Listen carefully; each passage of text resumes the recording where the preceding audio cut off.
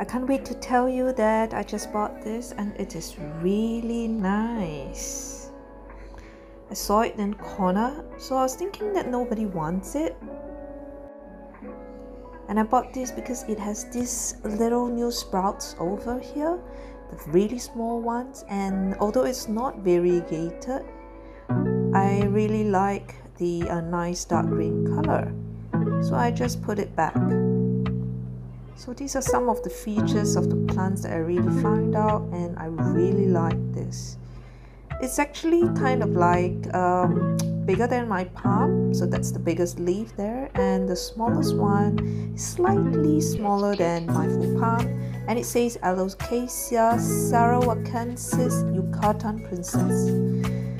I am not that familiar with this name, but yeah, I'm really liking this. So stay tuned for the growth of this.